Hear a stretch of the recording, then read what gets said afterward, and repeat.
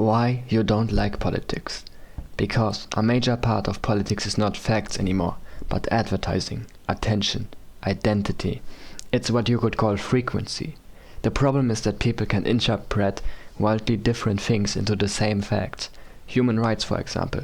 Human rights. You are allowed to do whatever you want with your body.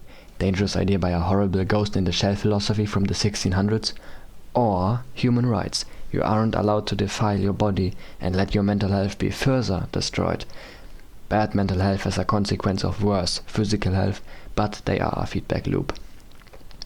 I actually used to dislike politics because of that.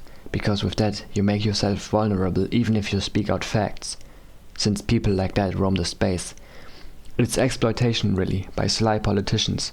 Now I'm not scared of politics anymore, and I actually quite enjoy it, because even if some fools keep interpreting their own versions into vague enough statements, facts will never go our way.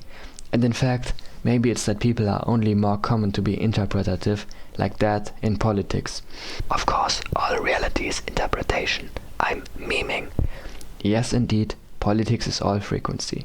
They will say anyone can get rich, and it's true. They will say the only way to be rich is to be born to a millionaire. And it's true, at least for the ones saying it. Ha, ha. That's why I'm not scared. To be based is to be based.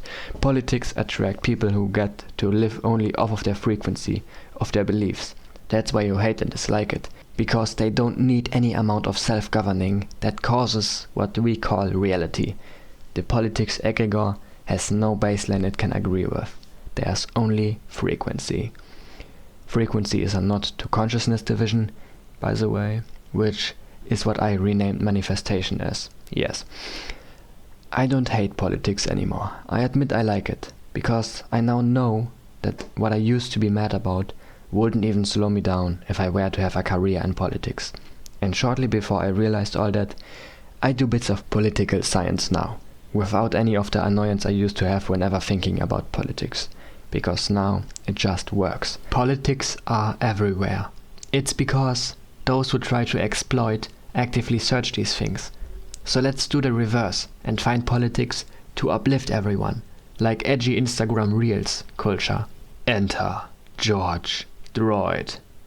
Even if it's just frequency, it makes all sense, with Nietzsche too. Too many people nowadays are weak.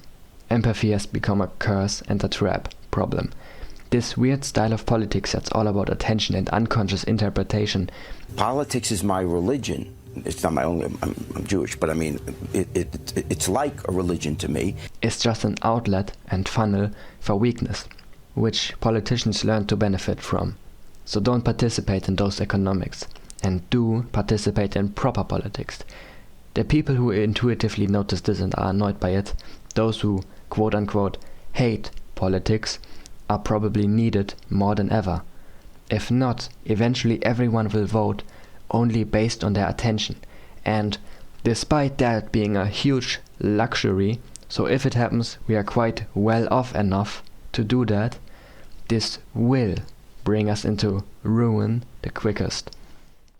Let me add, organizations or communities form from people's extension and reflection they create in their world, whether consciously with their goals and wants, or unconsciously with their behaviors and personality. Politicians look at these organizations and basically bend and sell them to more people. A community is a funnel one can easily drop in, if the requirements of who made the community are met. Basic egregore 101. And it's politicians' job to grow or sell such a community to people who don't meet those requirements, and hence don't automatically fall in. Yes, egregores also grow on their own. They try their best. It's their only goal. But a politician is more so trying to grow off of an egregore. Crazy combo, right?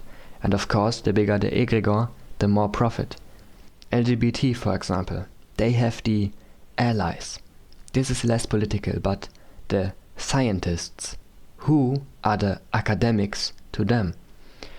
I got here through psychology, and lately it's been a really good tool.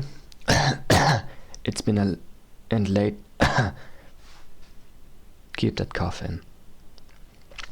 how to turn the curse of Western openness back into the blessing that led to the victory of World War II. By being open to new possibilities, to old, almost ancient civilizations that had it really good, old solutions, and open to the contrast the worst places on earth gave us.